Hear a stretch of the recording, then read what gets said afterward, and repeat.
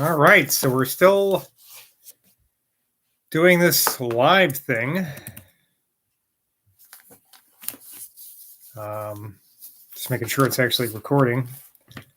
Because I don't have a choice. It's still not working with Google Camera is not working. I even wrote a little question about it in the Google community, so hopefully somebody can help me out with it because it's annoying. Anyway, enough rambling. On Monday, April 29th, John and I made an excursion to Bristol, where I was entertained with seeing him inquire upon the spot into the authenticity of Rowley's poetry, as I had seen him inquire upon the spot into the authenticity of Ossian's poetry. That sounds exciting. George Catcutt, the pewterer, who was as zealous for Rowley as Dr. Hugh Blair was for Ossian. Oh, was Ossian the... No, I don't know. I trust my reverend friend will excuse the comparison between the two. Attended us at our inn, and with a triumphant air of lively simplicity called out, "I'll make Dr. Johnson a convert." Dr. Johnson, at his desire, read aloud some of Chatterton's fabricated verses. Oh yeah, okay. So Ossian was that fake Scottish poet. Look him up. He might actually be a ancient Scottish poet. Anyway, Dr. Johnson, at his desire, read aloud some of Chatterton's fabricated verses, while Catcutt stood at the back of his chair, moving himself like a pendulum and beating time with his feet, and now and then looking into Dr. Johnson's face, wondering that he was not yet convinced. We called on Mr. Barrett, the surgeon, and saw some of the originals, as they were called, which were executed very artificially. But from a careful inspection of them and a consideration of the circumstances with which they were attended, we were quite satisfied of the imposture, which indeed has been clearly demonstrated from internal evidence by several able critics, such as Mr. Tolwit, Mr. Wharton, and Mr. Malone.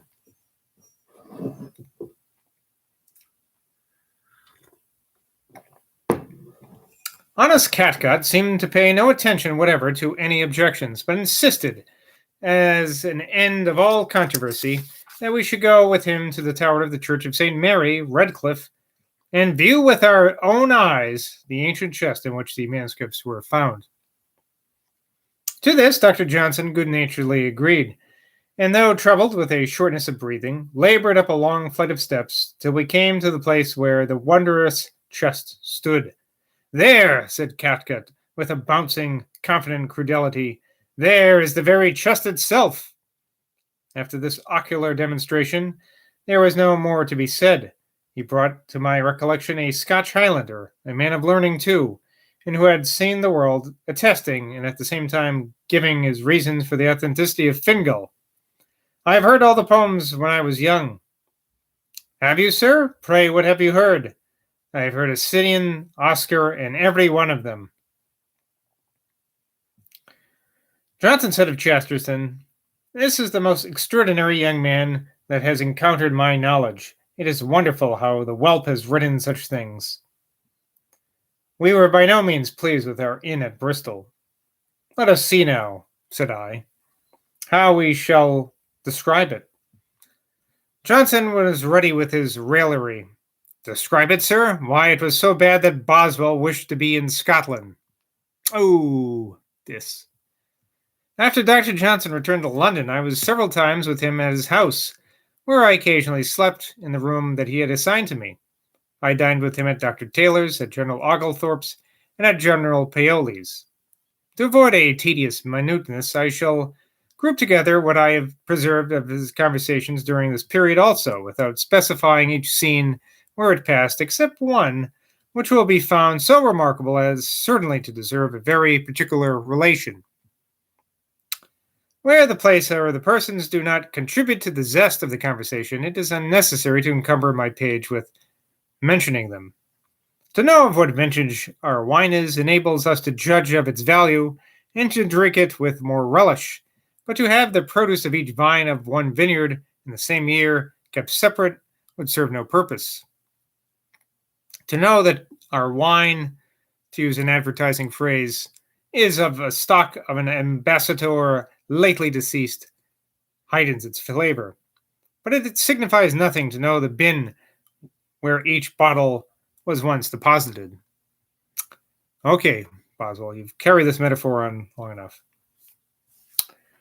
Garrick, he observed, this is Johnson, does not play the part of Archer in the Bew stratagem well. The gentleman should break out through the footman, which is not the case as he does it. All right, so here on out, these are all quotes from Johnson. Where there is no education, as in savage countries, men will have the upper hand of women. Bodily strength, no doubt, contributes to this, but it would be so exclusive of that, for it is mind that always governs. When it comes to dry understanding, men has the better. Not my words, these are Johnson's words, just quoting him. The little volumes entitled Respublic, which are very well done, were a bookseller's work. There is much talk of the misery which we cause to the brute creation, but they are recompensed by existence. If they were not useful to man and therefore protected by him, they would not be so nearly numerous. This argument is to be found in the able and benignant Francis Hutchinson's moral philosophy. But the question is whether the animal who endures such sufferings of various kinds for the service and entertainment of man would accept of existence upon the terms of which they have it. Madame Savigny, who, though she had many enjoyments, felt with delicate sensibility the prevalence of misery, complains of the task of existence having been imposed upon her without her consent. Quoting Johnson again. That man is never happy for the present is so true that all his relief from unhappiness is only forgetting himself for a little while. Life is a progress from want to want, not from enjoyment to enjoyment.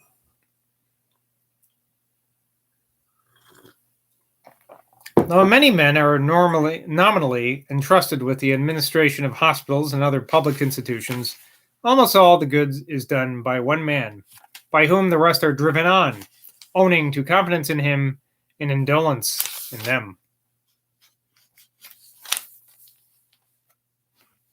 Lord Chesterfield's letters to his son, I think, might be made a very pretty book. Take out immorality, and it should be put into the hands of every young gentleman. An elegant manner and easiness of behavior are acquired gradually and imperceptibly. No man can say, I'll be genteel. There are 10 genteel women for one genteel man, because they are more restrained.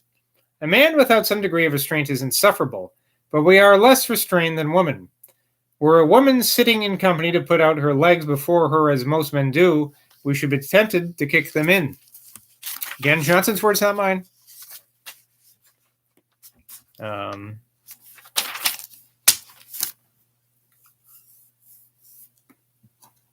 No man, we're done with Johnson quotes for now. This is Boswell. No man was a more attentive and nice observer of behavior in those in whose company he himself happened to be than Johnson, or, however strange it may seem to many, had a higher estimation of its refinements. Lord Eliot informs me that one day, when Johnson and he were at dinner at a gentleman's house in London, upon Lord Chesterfield's letters being mentioned, Johnson surprised the company by this sentence, quoting him now. Every man of any education should rather be called a rascal than accused of deficiency in the graces. Mr. Gibbon, who was present, turned to a lady, says here perhaps Mrs. Thrale, who knew Johnson well and lived much with him, and in his quaint manner, tapping his box, addressed her thus, Don't you think, madame, looking towards Johnson, that among all your acquaintances you could find one exception? The lady smiled and seemed to acquiesce.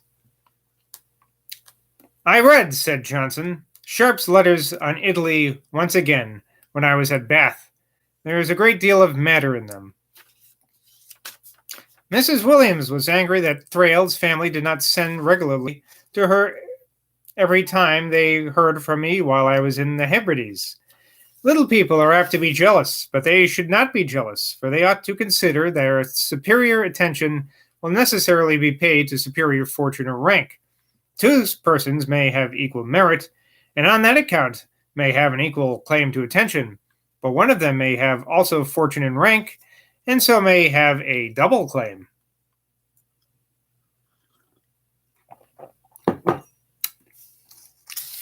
Talking of his notes on Shakespeare, Johnson said, I despise those who do not see that I am right in the passages where as is repeated, and asses of great charge introduced.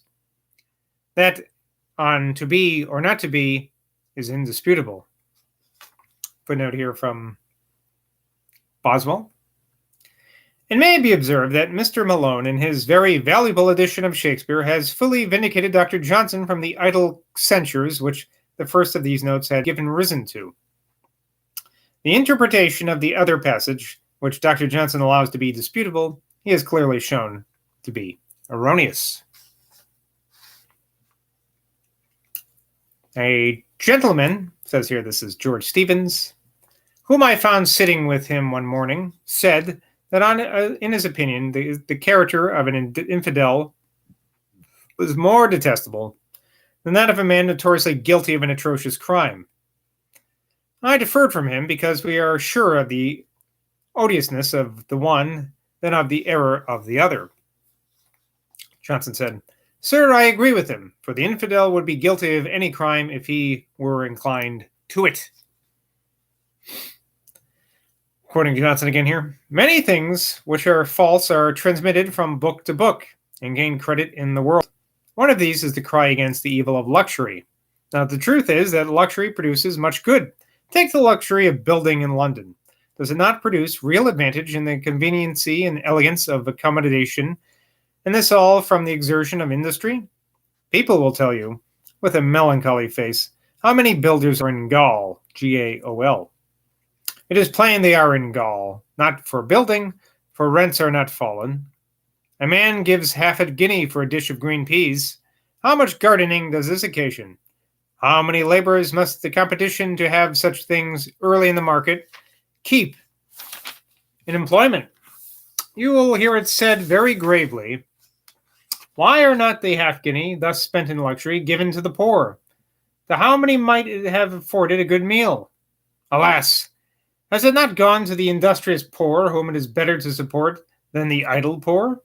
You are much surer that you are doing good when you pay money to those who work, as the recompense of their labor, than when you give money merely in charity.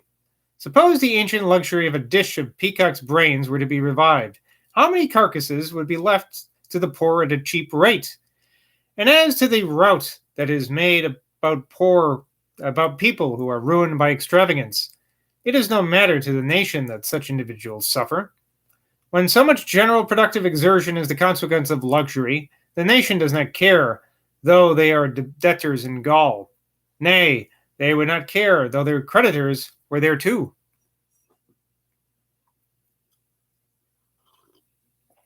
All right, so figure that one out. I'm not going to bother.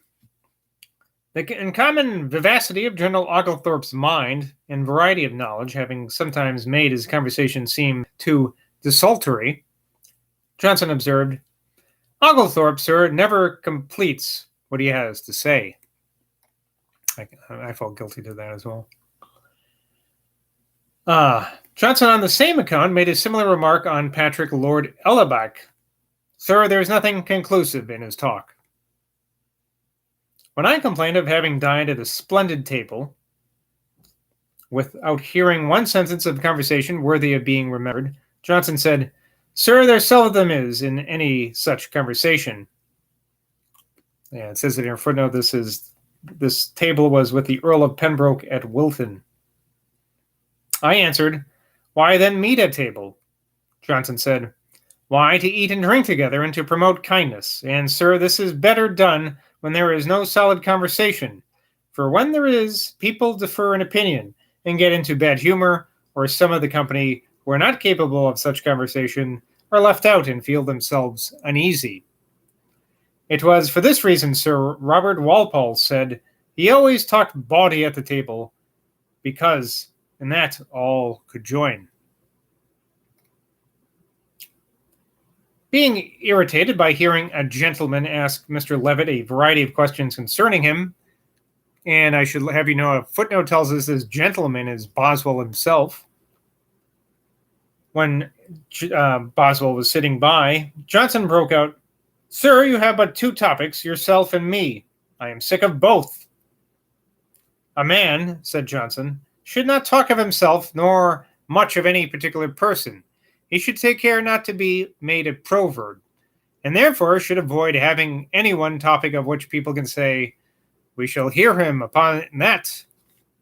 Well, that's ironic, isn't it?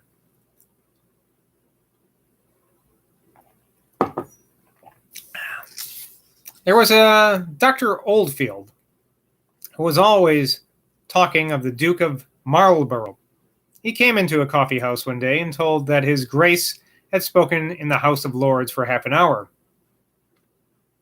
"Did he indeed speak for half an hour?" said Belcher, the surgeon. "Yes." "And what did he say of Dr. Oldfield?" "Nothing." "Why then, sir, he was very ungrateful, for Dr. Oldfield could not have spoken for a quarter of an hour without saying something of him." Every man is to take existence, this is Johnson again, every man is to take existence on the terms of which it is given to him. To some men it is given on a condition of not taking liberties which other men may take without much harm. One man may drink wine and be nothing the worse for it. On another, wine may have effects so inflammatory as to injure him both in body and mind, and perhaps make his commit something for which he may deserve to be hanged. Again, Johnson. "Lord Hale's Annals of Scotland have not that painted form which is the taste of this age, but it is a book which will always sell. It has such a stability of dates, such a certainty of facts, and such a punctuality of citation. I never before read Scotch history with certainty." I asked him whether he would advise me to read the Bible with the commentary, and what commentaries he would recommend. Johnson said, "To be sure, sir, I would have you read the Bible with the commentary, and I would recommend Lowth and Patrick on the Old Testament and Hammond on the New." During my stay in London this spring, I solicited Johnson's attention to another lost case in which I was engaged. In the course of a contested election for the borough of Dunfermline, which I attended as one of my friend Colonel, afterwards Sir Archibald Campbell's counsel, one of his political agents, Robert Scotland, a footnote tells us, who was charged with having been unfaithful to his employer and having deserted to the opposite party for a pecuniary reward, attacked very rudely in a newspaper the Reverend Mr. James Thompson, one of the ministers of the place, on account of a supposed allusion to him in one of his sermons. You following all that? Upon this, the minister, on a subsequent Sunday, arraigned him by name from the pulpit with some severity, and the agent, after the sermon was over, rose up and asked the minister aloud what bribe he had received for telling so many lies from the chair of verity.